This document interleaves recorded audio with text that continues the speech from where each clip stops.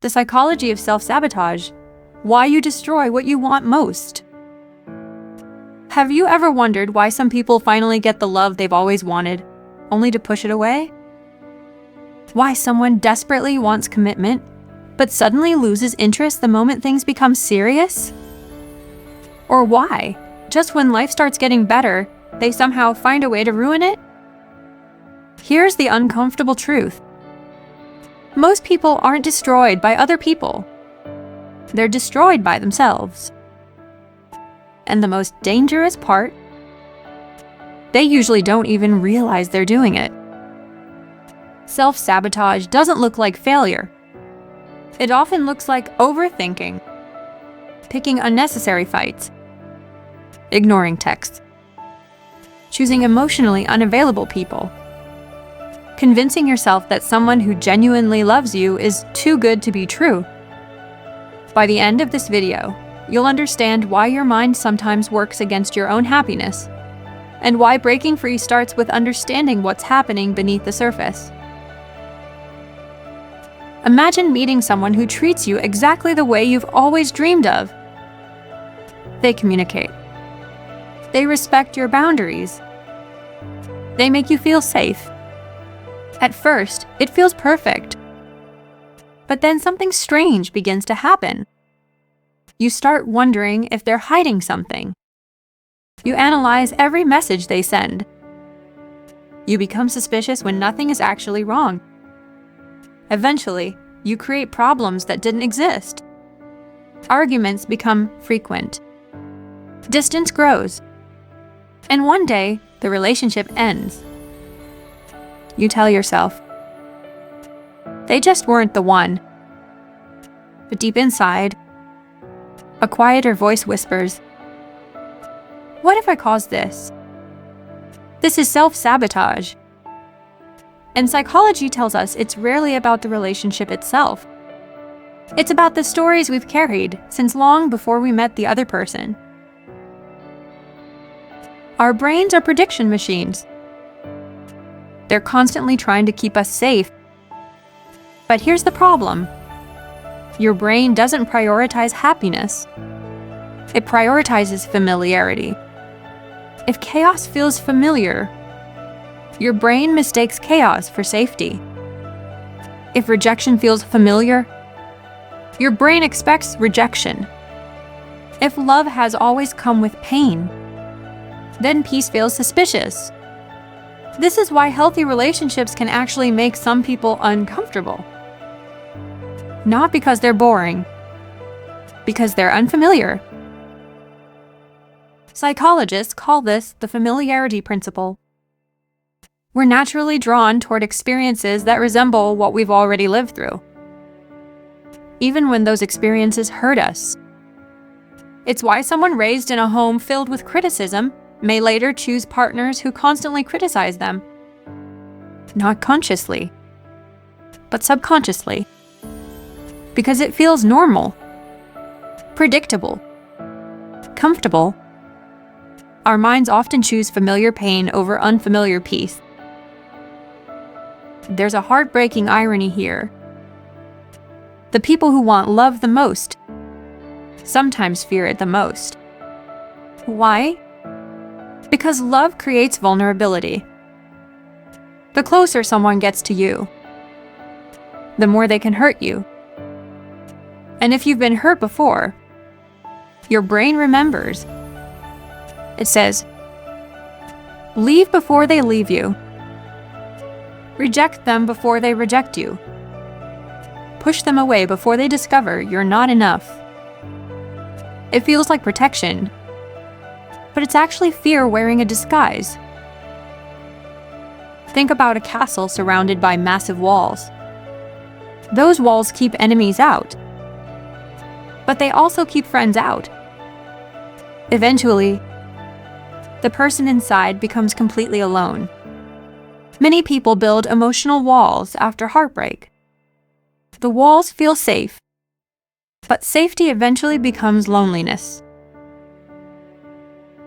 One of the biggest forms of self-sabotage is believing you don't deserve love. This belief rarely appears overnight. It often starts in childhood. Children naturally blame themselves. If a parent is emotionally unavailable, a child doesn't think, "My parent is struggling." Instead, they think, "There must be something wrong with me." Years later, that child becomes an adult. But the belief stays. I'm difficult. I'm not lovable. They'll eventually leave. So when someone genuinely loves them, it creates conflict inside their mind. Their reality says, "This person loves me." But their beliefs say, "I'm impossible to love."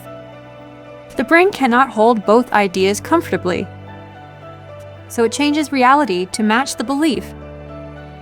That's self-sabotage. Sometimes self-sabotage is loud.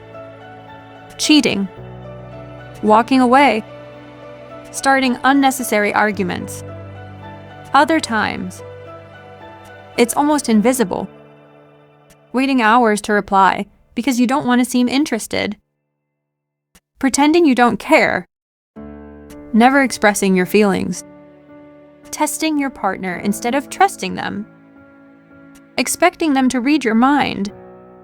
None of these behaviors happen because someone doesn't care. Often, they happen because they care too much. Fear simply disguises itself as indifference.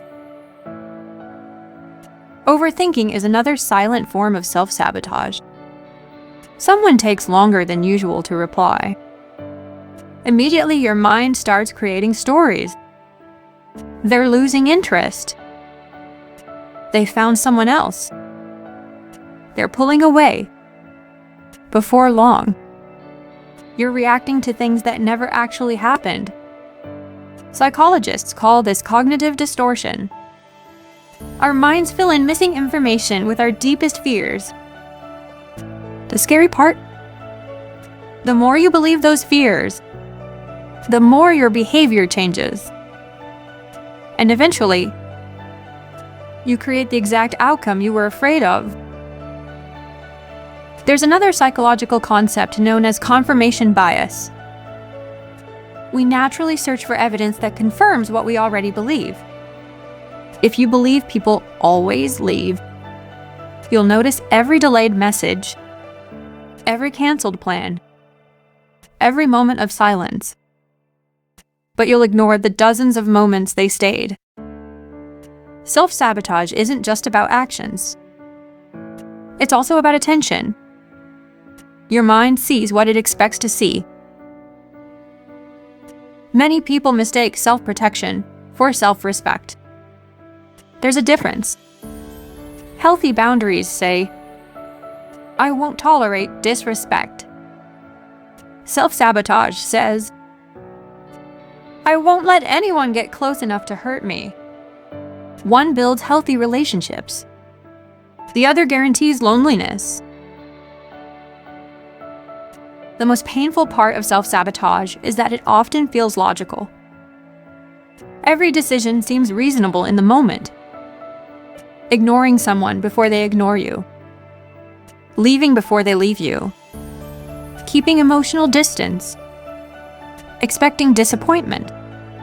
None of these choices feel irrational until you look back and realize the only person you were fighting was yourself. Here's the truth many people never hear. Healing isn't learning how to trust everyone. Healing is learning how to stop letting yesterday make today's decisions. Your past explains your fears. It doesn't have to control your future. Every healthy relationship will eventually ask one question. Can you believe you're worthy of love, even when your past tells you otherwise? Because the greatest battle isn't finding someone who loves you. It's believing them when they do. So, how do you stop self-sabotaging? The first step is awareness. Notice your patterns. Ask yourself, Am I reacting to what's happening or to what happened years ago? Second, challenge the stories your mind creates. Not every silence means rejection. Not every disagreement means abandonment. Not every healthy relationship is hiding a disaster. And finally, practice tolerating peace. It sounds strange, but if chaos has been your normal, calmness can feel uncomfortable. Stay anyway. Don't mistake peace for boredom. Sometimes peace is exactly what healing feels like.